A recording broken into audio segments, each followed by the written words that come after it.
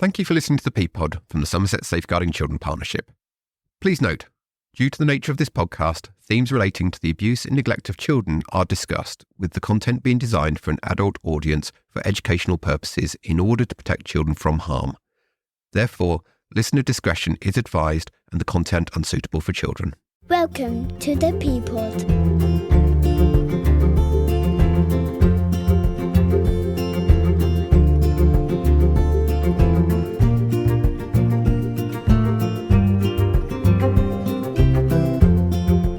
Welcome back to the ThePPod, the partnership podcast from the Somerset Safeguarding Children Partnership. I'm Steve McAfee.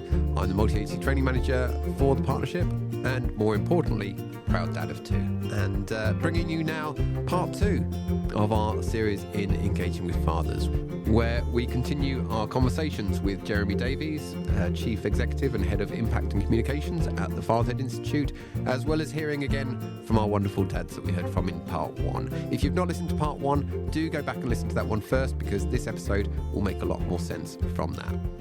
Now, in part 1, we did have quite a strong focus on midwifery and those very early days with young babies.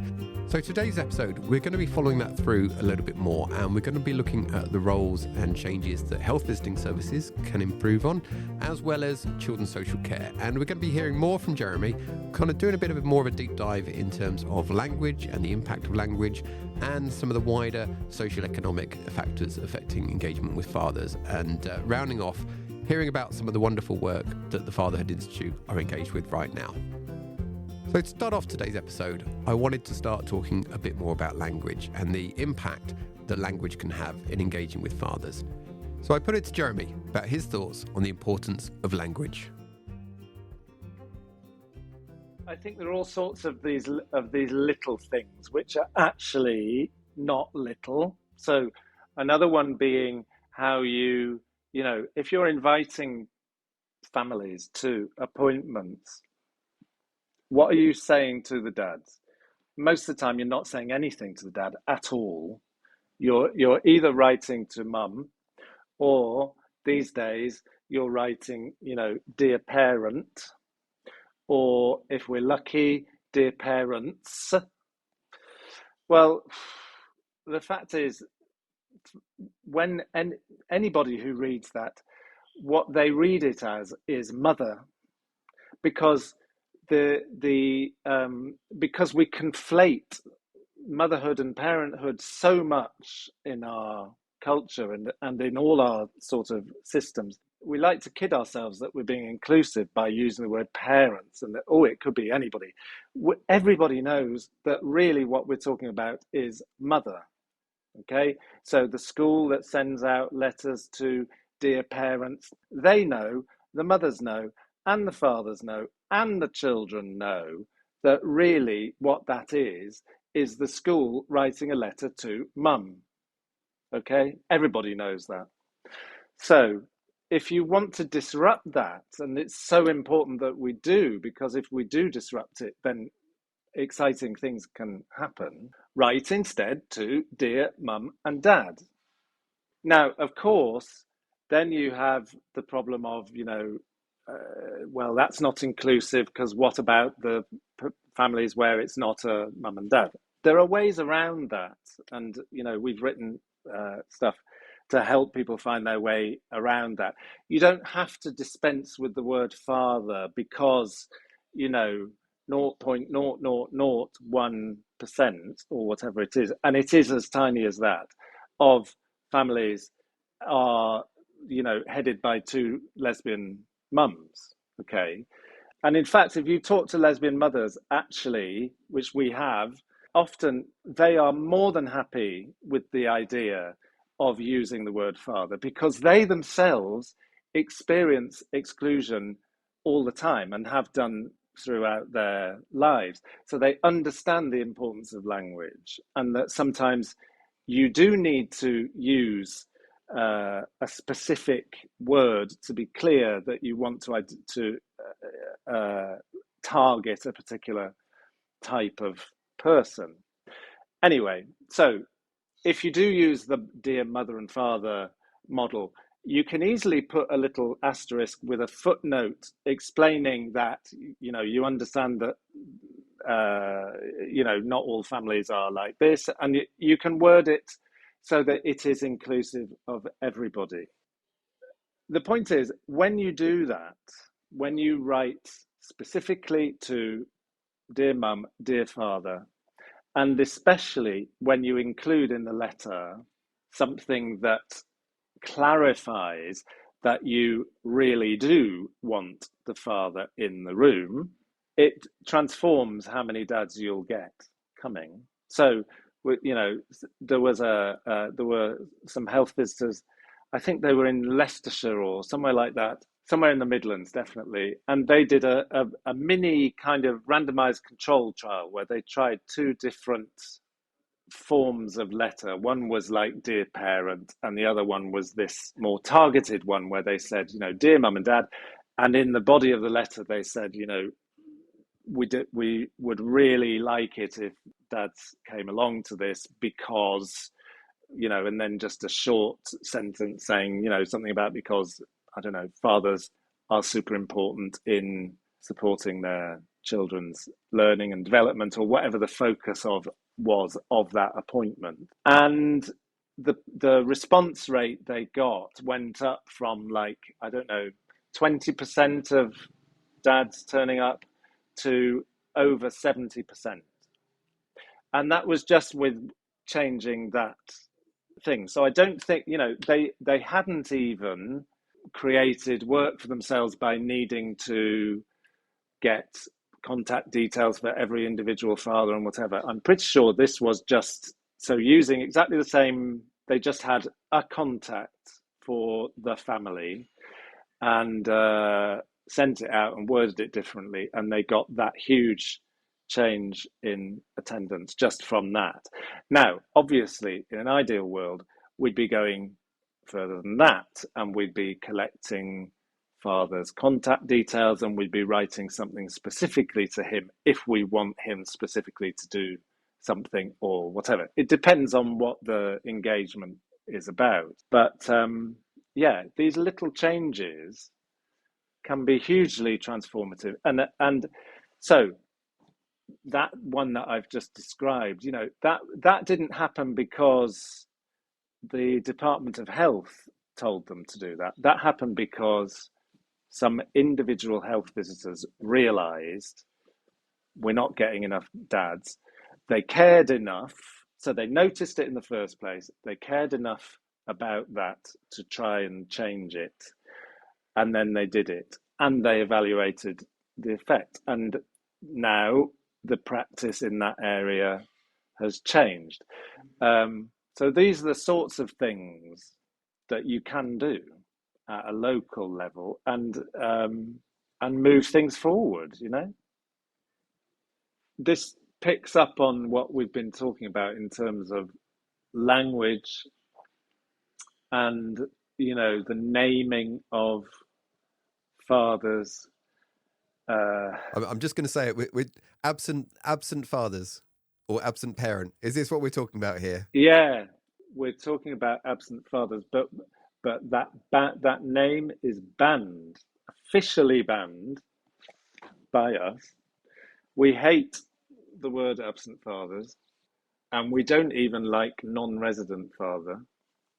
Absent father, especially because it's most of the time it's just inaccurate, actually. And the same with non-resident. Non-resident is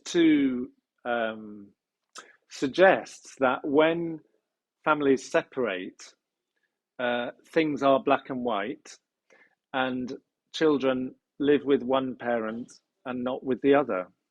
And that's not the case in most families.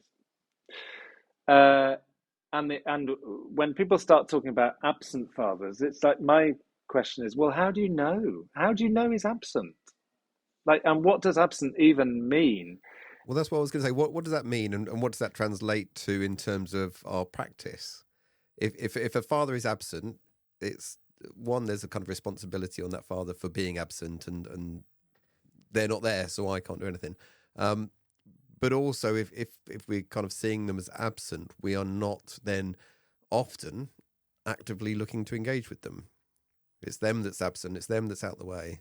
Yeah, no, exactly. The blame is on him, and you are making so many assumptions. If you leap to using that term when what you actually mean is, which is most of the time what you actually mean is, the mother and father don't seem to be living together full time. That's probably really your starting point. If in that situation you're leaping to use the word absent, just think of how many assumptions you're making about that man, you know? And crucially, if you think about it from the child's point of view, there is no such thing as an absent father from a child's point of view. As a child, your father might be dead, in which case he's absent. Apart from that, he is still very much present in your mind and consciousness. So, okay, he might be in prison for 30 years and you never see him. Yeah, okay, on some level he's absent, but he's not absent from that child's mind and heart. So I would suggest that from a practice point of view, even that father shouldn't be bracketed as absent. So our terminology that we've developed over the years and that we are kind of promoting through our training courses and so on is to talk in terms of own household parents. So if parents are not living together full time, you define them in terms of them each having their own household. Now, in most cases, when families separate, the child will be spending more time in the mother's household. But there are plenty of families where the child is spending a substantial portion of their time in the father's household, and we need to recognise that for many reasons. And again, going back to the kind of myth of invisible men stuff, sometimes the reason we need to recognise this is because he's a risk. There's risk there. So. I mean, on a basic level, what's his household? If he's in his own household, well, what is that household? Who else is in that household? For example, if he's in some shared accommodation with a whole bunch of other people not connected to the family, maybe that's not safe. For example, equally, if you think about, there have been plenty now of cases where, some of these terrible cases where babies die, and it turns out that the biological father wasn't engaged with, or maybe even was engaged with, but not listened to. And part of the reason he won't have been is because somewhere on a form or a series of, throughout the paperwork, he's probably been referred to as the non-resident father, and therefore has been kind of, airbrushed out of the story because non-resident it's so pejorative, isn't it? It's like, oh well, he's not there, so he doesn't matter. If you term him an own household father instead, then you start to see him as having a role, and you can start to then define, not just for him, but for the mother too. It's like, well, okay, so there are parents in two households.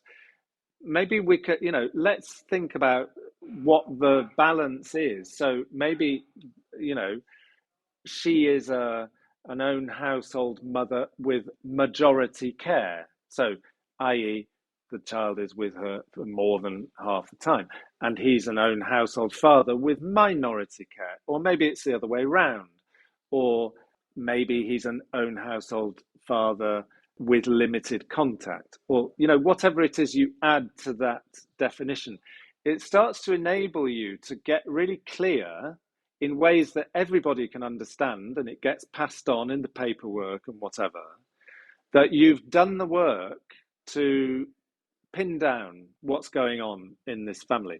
Now, of course, it's not going to be perfect, because what are you going to do? You can't, short of putting a timer on them and kind of defining everything, exactly who does what and blah, blah, blah, blah, blah.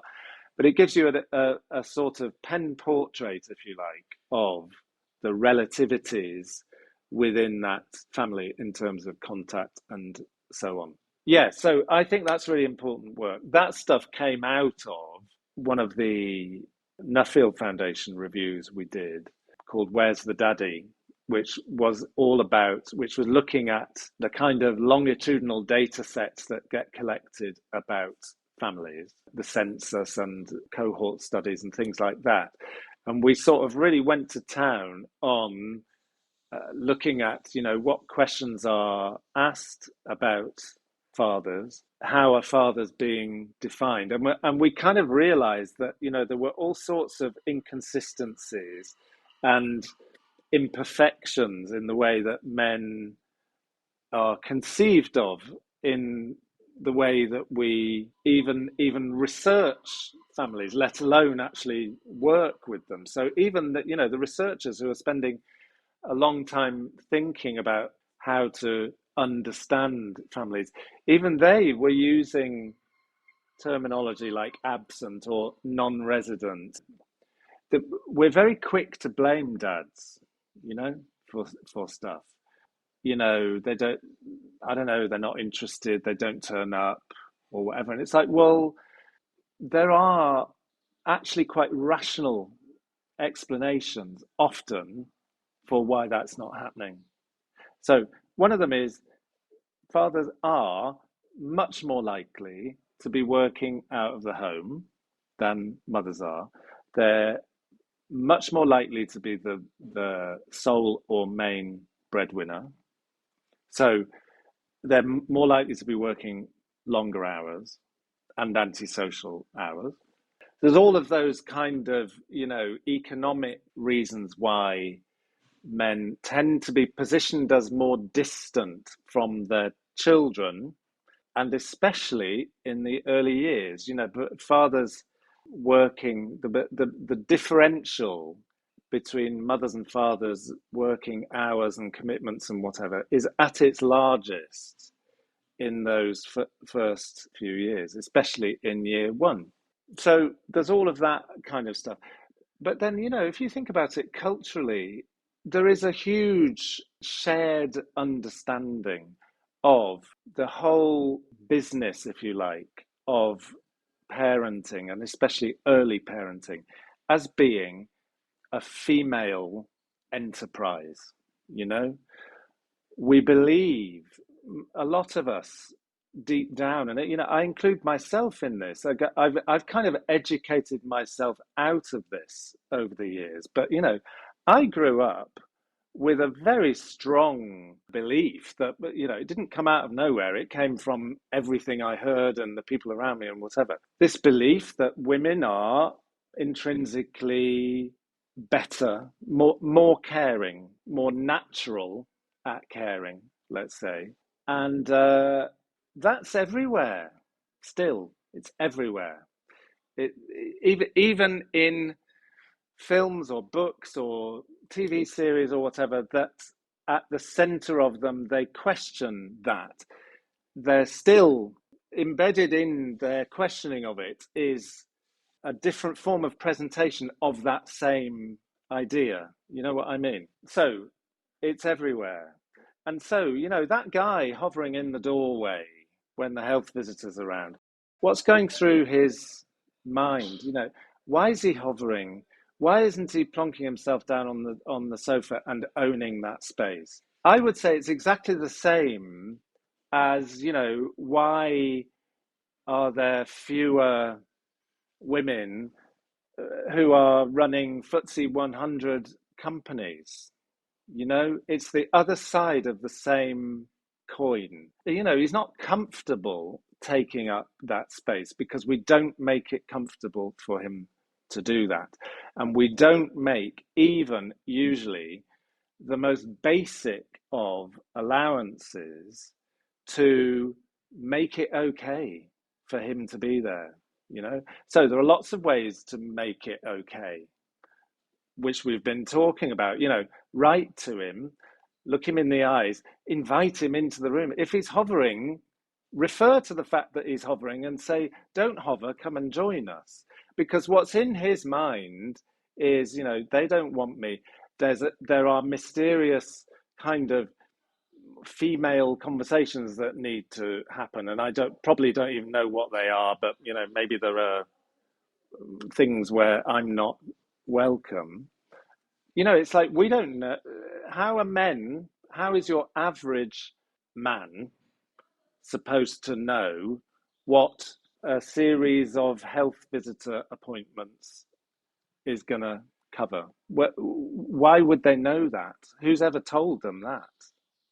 Where would they go to find that out? I mean, if they made some effort to investigate it, I'm sure they could find it out. But it's not like it's not taught in schools. The GP hasn't handed him anything that explains that. The midwives, because they probably haven't been talking to him about it, they haven't explained it either. So how am I supposed to know, okay, so at the appointment, I don't know, 2 weeks after the birth, we're going to be covering this, and it would be good for you to be in the room. The health visitor visits.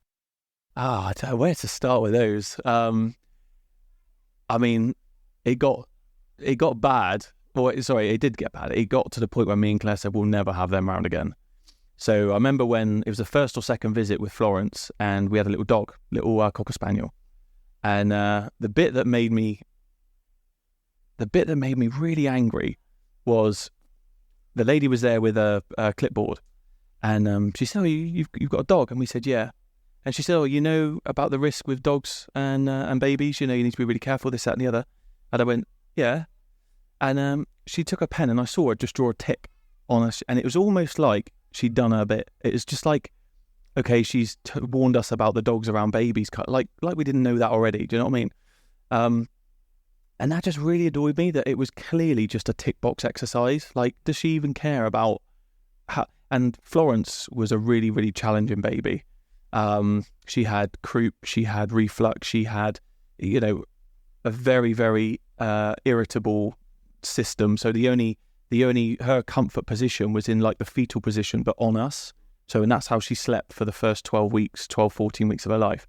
And unfortunately for Claire had to sleep in the chair with her because I had to go to work. So, we kind of worked together on it, but it was primarily Claire that had to suffer from that. But when we tried to talk to the health visitors about that situation and if there's any help out there, they just weren't helpful at all. We had to go and source our own help. So we started then talking to the feeding clinic, I think it was, at the hospital. We started introducing our formula, but Florence would never feed from a bottle. Equally, she would never take a dummy from a very, probably about 6-7 months went by before she would even look at that. But yeah, the health visitors, again, and I'm quite a, friendly kind of guy. So, how are you? How's your day? Do you want a cup of tea? But yeah, again, nothing towards me, nothing. And me and Claire were both very exhausted. You could just see in our eyes, we were just tired. I just felt that they were just there to tick a box. And literally, did they really care? Don't know. They weighed the baby. Is everything okay? Did some measurements. Yeah, she's fine. Great. Tick about the dog. Okay, see you later. And off they went. And we said we wouldn't never do that again. And do you know what's really again, it really got me up, got my back up as well, because I was home. And so they take Claire upstairs to talk to her about on her own and things like that. And I know that there's some domestic violence and things like that goes on there. So of course, Claire needs to be checked on. But the fact that I was there and I just know they're upstairs talking about me, that just made me feel really bad, I'm not, I shouldn't be in my own home. If you want to ask that question, ask it, somewhere else. Or if I wasn't there, fine. But yeah, that made me feel a bit rubbish. The fact that, there's I know I'm being talked about upstairs, but what about me? Because domestic violence is both ways. And it never happens. Of course it doesn't in our house, but I know that goes on. I know there are a lot of silent men out there that are being, abused by women. But yeah, no, I was never asked. Never. And I wasn't asked with Hattie either, second one. Now, since the myth of invisible men was first published, and subsequently around that period of time, we had a number of case reviews taking place in Somerset involving non-accidental injuries to very, very young babies, which really put the focus of the importance of engaging with fathers very much in the spotlight, certainly nationally and absolutely here in Somerset. So in that time, we've been doing lots of work as a partnership around bettering father engagement. And in particular, we've done some specific work with health visitors, public health nursing. And I think listening to them, they'll be the first to admit that there's still a lot of work still to do, but there is a lot of work in progress. So to pick up on that, I spoke to Jenny Chandler from Public Health Nursing about some of the work that she's doing and that public health nursing as a whole are undertaking right now. I'm Jenny, and I'm working in public health nursing in Somerset, so part of the health visiting service. And my role is family mental health. So that's mums, dads, and children under the age of 5. And because dad's part of that, thinking about how we better engage with fathers is how that role has come to my remit, really. There is a lot to do. I think there are people and individuals that are doing a great job. And I hear lots of stories about positive work they're doing with fathers, and it's really exciting. But I think that as systems, there's more we can do. There's lots of things that we can't change. So there's things like paternity rights and that kind of stuff, which the Fatherhood Institute are doing a great job of challenging. But there's an awful lot we can do within our day-to-day work. So I can tell you a little bit about what I'm starting to do, what we're starting to do in Somerset. So where are we starting in Somerset? We are starting by having processes in place that make sure that we are definitely contacting fathers. So that might seem really small, but it's amazing how quickly you can find that you haven't seen a father. So we're making sure we're seeing them before their child is 8 weeks old. And then if we've not seen them face to face at that point, we'll attempt to telephone them. So we're giving fathers that chance to interact with us, but we're also telling them key information that they need to know. And really importantly, we're telling them that we're a health visiting service, we're there for them, and this is how you can contact us in the future, and we're welcoming you into our service. So just that sort of basic message, like publicity really, is one of the things we really need to start to do quite clearly. And that goes really wide. There's all sorts of little things that we need to do. So making sure our posters are father inclusive, making sure we have literature out for dads that they might find interesting, and making sure that when they come into our appointments, we're talking about stuff that's relevant to them. So a lot of work that we need to do there. Sometimes people do not feel confident, especially like you say, where women tend to be mostly women working in the organisation. And I haven't started a full lot of training, but this is what I'm going to be putting in my training. That actually, most of the research suggests that if you're just a trustworthy person, that whether you're a man, woman, that mostly that's okay. People respect that, and that isn't really a barrier. So just saying that and starting that work as a first point would be where I'd begin. But on the other side, we need to know about things that fathers need to know about. So if you're supporting a family who's breastfeeding and you've got a mum and a dad, what the mum needs to know and the dad needs to know can be quite different. So we do need to use the resources that are out there, and there are resources out there. There's a resource on breastfeeding for fathers, and bring them into our arena, use that knowledge, give it to dads. We're producing resource packs specifically for fathers to access, and they are basic at the moment. Sometimes there is a lot more work that needs to be done, but we're starting that conversation. So speak to dads. There's different information they might need, and here it is. So I think that confidence that's always a thing, isn't it? That you always worry that you're not good enough. But by and large, when people are doing this work, when people are telling me they've started to engage with dads, they then just tell me how brilliantly it went and how it wasn't difficult. And sometimes there's that perception that we're asking people to do more, but generally they tell me that it was just the missing piece of the jigsaw and it just worked. So yeah, I'd urge people that that's not going to be an issue. We do need to give staff the skills and the confidence that they need. That need is real. So as part of making our health visiting space welcoming to fathers, so there's all that physicality, but yeah, how we communicate, that's really important. So I think I've taken this information from Adrienne Burgess from the Fatherhood Institute. We need to say, dear mum and dad, if we can. If you can use their names specifically, that's even better. And we should be in a place where we can start to do that. And then just those little phrases. So looking forwards to seeing you both, just always that planting that extra seed to make sure that dads feel they can come.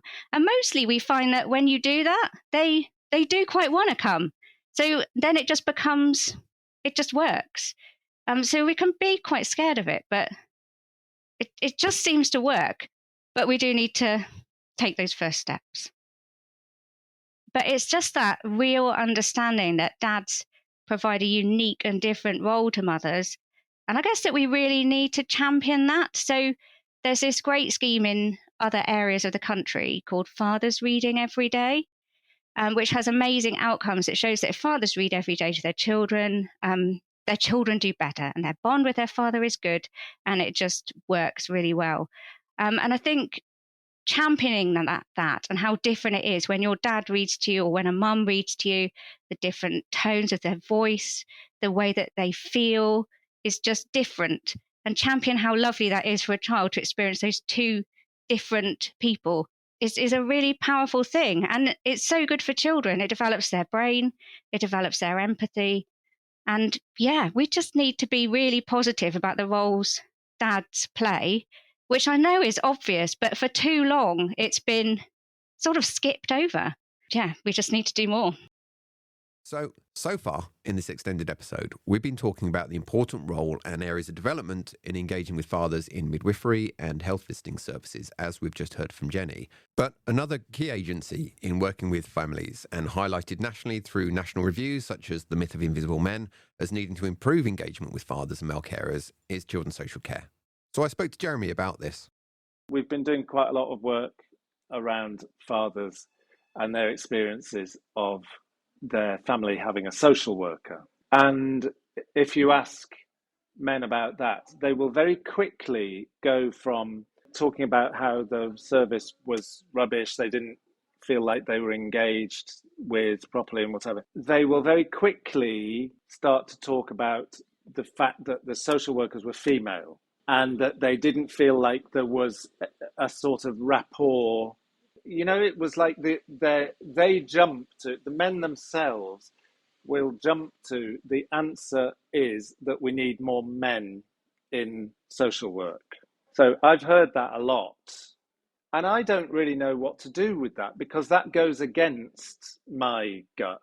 Because my gut says what we need is confident practitioners who are able to engage with male and female service users happily and confidently and know what to say and see us all as human beings and engage with us accordingly. So I have to say I struggle with this, and I don't feel like I have a straightforward answer. On some level, I also look at the workforce statistics, and I do think there should be more men in social work. There should be more men in primary school teaching. There should be more men in early years education. You know, the figure in early years education is like 2%, which is ridiculous. And even in social work, I think, it's only like 15-20% are male. That, according to the latest figures I've seen, anyway, they may have changed. What's the answer? On some level, again, going back to this, the difference between systems and individual change, I do think systemically we need to focus on getting more men into this field. But at the same time, you can't, it's like, well, you can only work with what you've got. So you need the women to feel more confident in engaging with the men. And you also need the men to be happy with being engaged with by female staff, because that's all there is, actually. So that's all you're going to get. I do think there is a lot to be said for training, and we need to get real. We need to risk assess. We need the women to feel safe with the men. So we need to do whatever we need to make sure that that's the case, and we need the systems in place to sort of protect the women. But at the same time, I do think there's something to be said for breaking down some of the anxieties around gender. And if there's a man breaking down in front of you on a sofa who is in the middle of very early parenthood, if you know as a practitioner, if you know your stuff about early parenthood and men's mental health, fathers' experiences of mental health in that period, and so on and so on, it shouldn't feel like too big a jump to be able to kind of think, okay, yes, my initial instinct is, oh God, what do I do because it's a man? At the same time, it's also just a human being who's going through this hugely transformative time and is struggling and needs a bit of human support, So let's try not to overcomplicate things by getting hung up on the fact that you're a woman and you're a man. It's just you're two human beings. You empathize with him. You're informed enough to be able to help him express whatever it is that's causing the problem. I mean, I do think that sometimes the problem actually for practitioners is not knowing what to do with them. It's like the easiest thing is to not engage in the first place, because subconsciously you know that if you do engage and they need some kind of help and support, it doesn't exist. So that's the case, for example, with men who are having mental health problems in the early period of becoming a parent. We're not engaging with them. And if we do, what do we do with them? It's like with domestic violence as well. We do a little bit to find out whether there's domestic violence happening. And then if we do find it, it's like, oh God, now what do I do? Because there's nothing to do with these men. So I do think that, again, that goes back to the systems. And if we had systems that were better designed to understand what's happening with that man who's breaking down on the sofa in the first place, and to have a service that exists somewhere to send him to, then maybe in that situation, the anxiety that the female practitioner is feeling because, oh God, it's a man, dissipates somewhat, because it's like, well, yeah, okay, at least I've got somewhere I can turn this into a positive engagement, because I know what he's suffering from and I know where to send him, even if I can't deal with it myself. So I wanted to pick up on these points that Jeremy's been raising and spoke to colleagues from Children's Social Care about some of the work that they've been undertaking. My name's Sam Mannion. I'm the Principal Child and Family Social Worker. I'm Gemma Sheldrake, and I am a Service Improvement Officer working across Somerset Council Children's Social Care Services. The last 6 months or so, we've kind of had a real focus on looking at what our quality assurance activity is telling us around our work with particularly fathers, men generally, but we've had a specific focus on fathers. We've done a bespoke audit looking at our work with fathers, where we looked at kind of over 100 cases across all of our services, which includes Children's Social Care, the Family Intervention Service and our Youth Justice team. We've also looked at what practice evaluations are telling us. So our practice evaluations are essentially case file audits, but they do also incorporate feedback from children and families. As part of that, they look back at the last sort of 6 to 12 months of practice with a child, young person or family. And we've looked at kind of various other audits that with touch points around our communication and engagement with men, families in general. So in terms of what that's all kind of told us, it's highlighted some really good practice actually with fathers, some absolutely excellent work at our family front door, some really good individual instances of engaging and including fathers in our interventions. There's been examples of, non-resident parents. There's been examples of a military father who can be particularly difficult to engage because of that kind of sporadic being at home, being deployed, that kind of thing. But what it has, ultimately highlighted to us, all of this QA work, is that we haven't got there in terms of consistency of practice across all our services and all our interventions. We've got some really good practice where we can really see that tenacity, that curiosity from workers. So really engaging with fathers at that earliest opportunity. So as soon as a child is known to our services, making sure that we're really engaging with dads, fathers at that earliest opportunity. And actually, if we're not able to, being able to evidence show the things that we're trying to do to engage with that father. And I think, we've had some really good examples where there's perhaps been some resistance, or whether that be because the father's concerned about working with children's social care or working hours, or whatever reason, and the barriers are up. We've seen some real good tenacity from our workers in terms of being able to build up those relationships and persevering and being able to kind of build up that relationship, which is really key, and showing them, trying to elaborate and show how important they are in the child's journey as part of safety planning and improving outcomes for children. We've done a lot of work, so we were really clear, from quality assurance activity, and that's, from what workers are telling us as well. Actually, they're not always feeling as confident at engaging with fathers, that perhaps are presenting as angry. There's concerns around domestic abuse, actually how that feels for a practitioner knocking on the door and how that feels. And we need to listen to that, and we need to support our workers with that learning and development. So we commissioned some specific training through research and practice. So it's specifically around working effectively with men.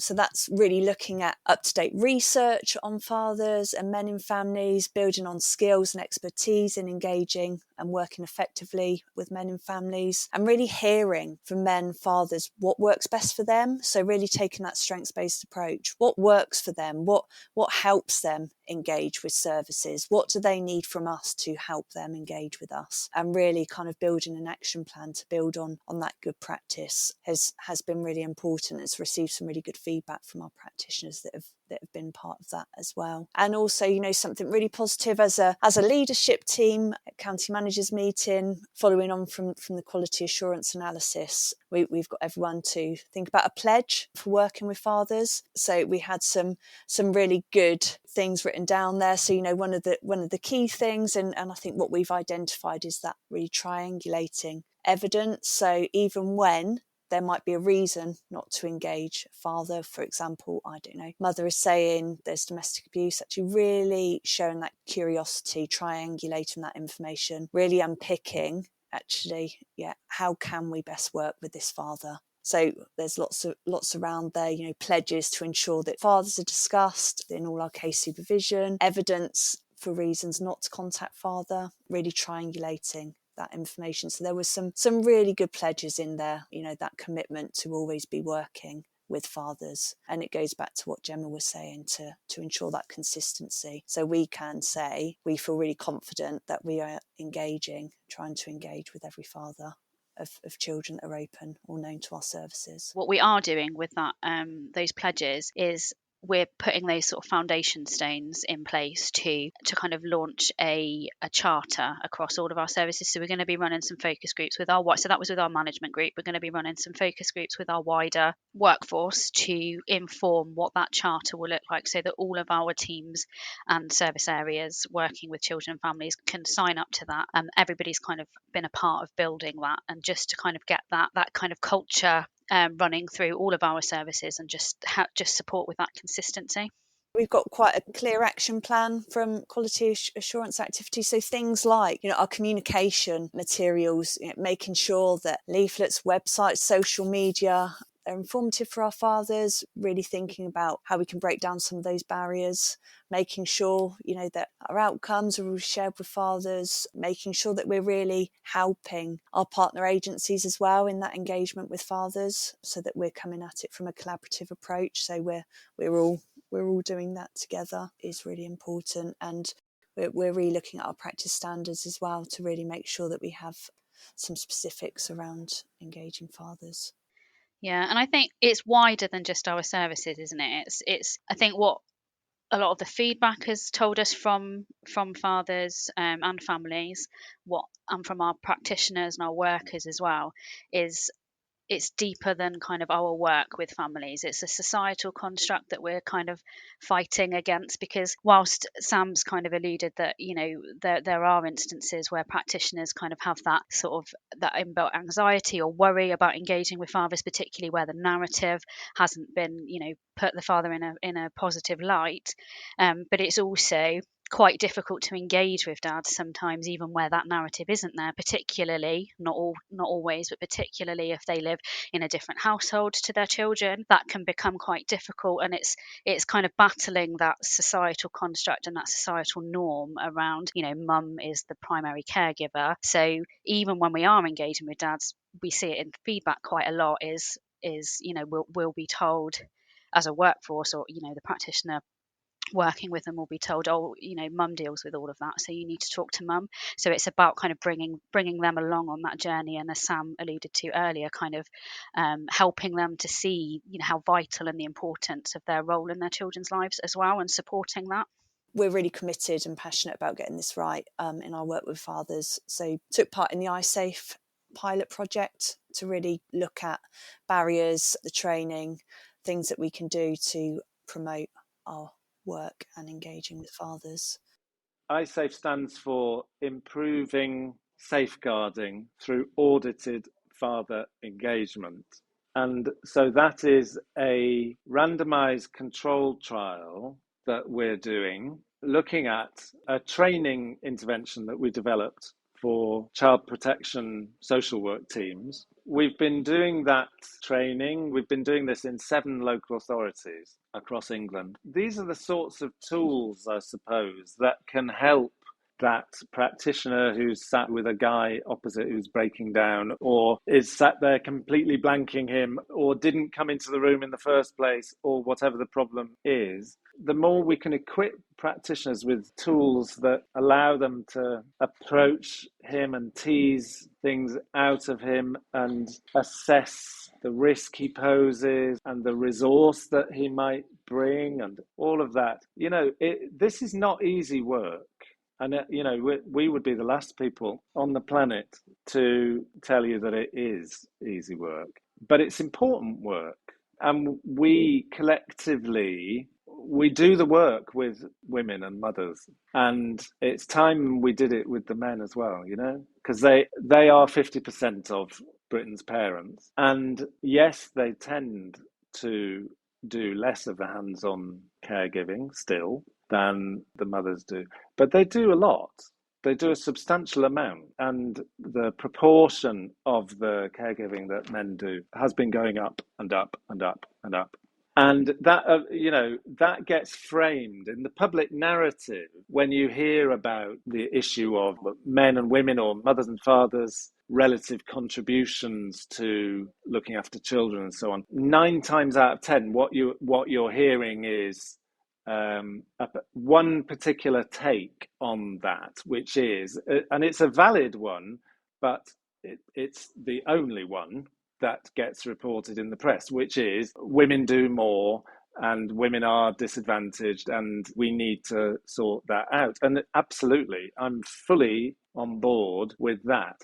But at the same time, what doesn't get reported is slowly and steadily over the years and decades, the proportion of that stuff that men are doing has been increasing.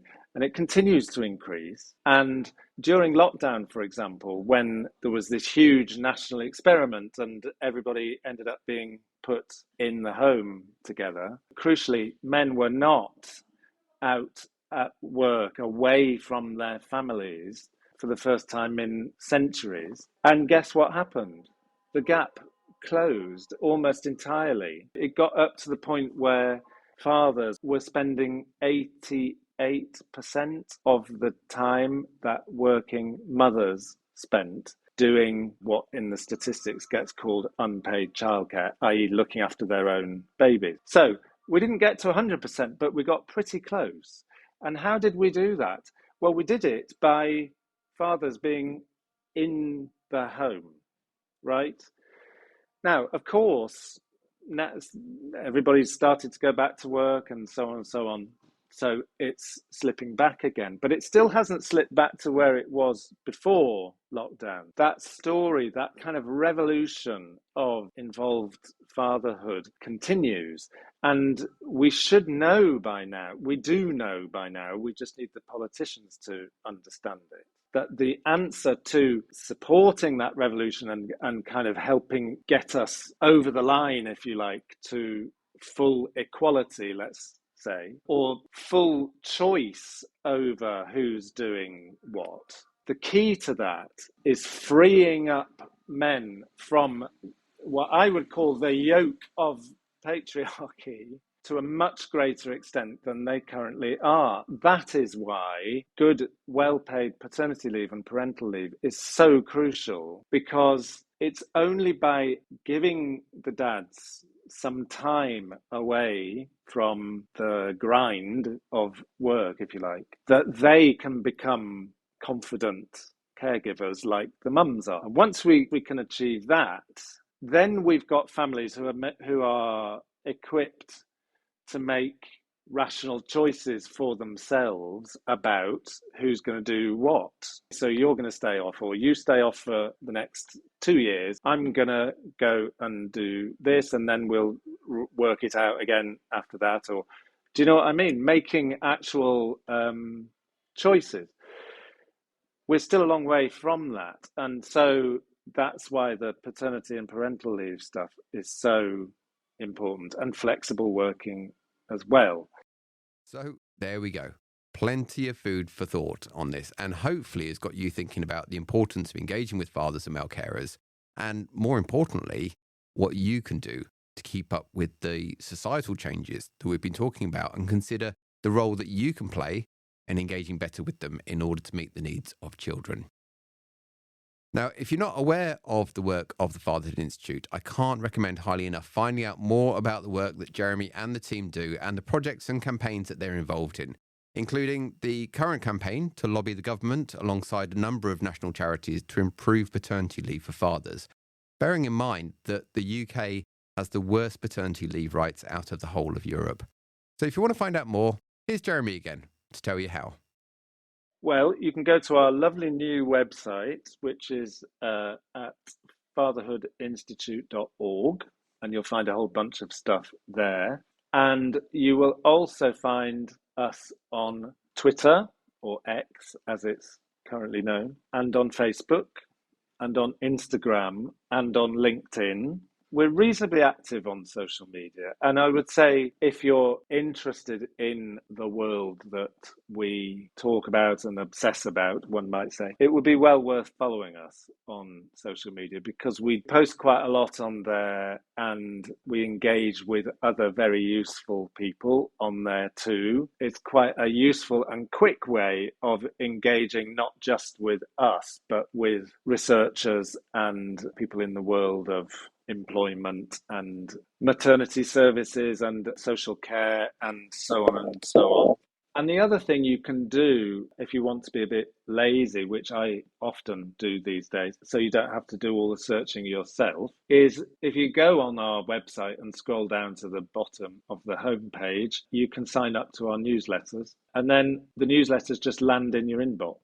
And, you know, we send them out not very often. You won't get bombarded 8 or 10 times a year, probably. And those update you on the work that we're doing, and also the work of other projects that we think are doing important stuff. And we link to any useful resources and events and stuff like that. That you can just get to straight from fatherhoodinstitute.org. So there is change underway, be that from maternity services, health visitors, GP practices, social workers, and right the way across the children's workforce. But like all of my guests have spoken about, there's still a long way to go. But the more we can do to recognise the importance of engaging with fathers and father figures, whether this be to understand risks that they may pose or protection that they may provide, or by simply acknowledging the roles they play and the significance they hold for children and young people, the better we will be at meeting the needs of children, young people and families. Now, there is ongoing work in Somerset in this area, some of which I'm involved in and which we may well bring you details of in future episodes. But it's not always easy bringing about change. And for me, it's not so much about this. It's about us keeping up with changes that are already happening.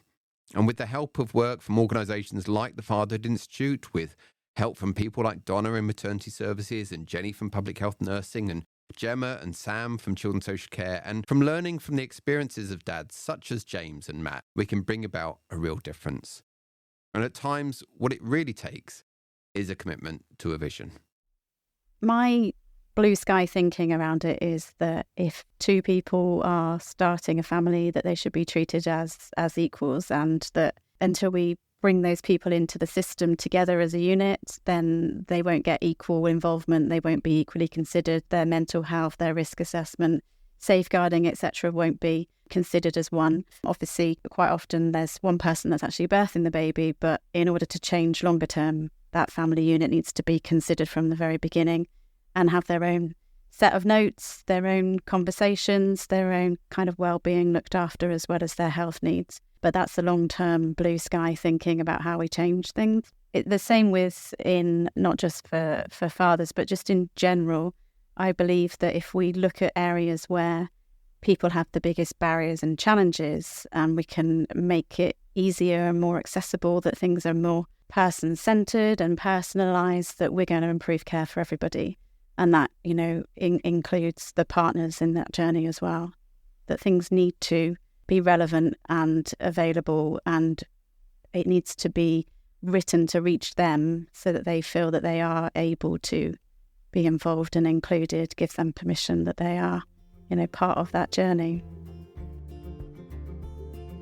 So a huge thank you for everybody that's taken part in these last two episodes about engaging with fathers. It's been quite an undertaking, and it's been an absolute pleasure to talk to so many people who are passionate in this area. Now, as always, if you want to find out more details on the topics discussed in today's episode, go to the Somerset Safeguarding Children Partnership website, somersetsafeguardingchildren.org.uk, or by following any of the links in this episode's description, including where you'll find links to the Fatherhood Institute. If you enjoy listening to the ThePPod, we'd really would appreciate it if you took that time to follow or subscribe to us on your chosen platform, or even better, leave a review to let other people know about it, and make sure to let your colleagues know about this podcast. Encourage them to join us here as well. It really does help to spread the word. Now, if you have any questions or comments arising from today's episode, or would like to be involved in future episodes, we'd love you to get in touch with us at theppod@somerset.gov.uk. Once again, I'd like to give a huge thank you to everybody that's been involved in putting these episodes together about engaging with fathers. And of course, as always, I'd like to thank you for listening. My name is Steve Maccabee, and I'm the Multi-Agency Training Manager for the Somerset Safeguarding Children Partnership. And I look forward to you joining us again next time at the ThePPod. Let's work together to help keep children safe.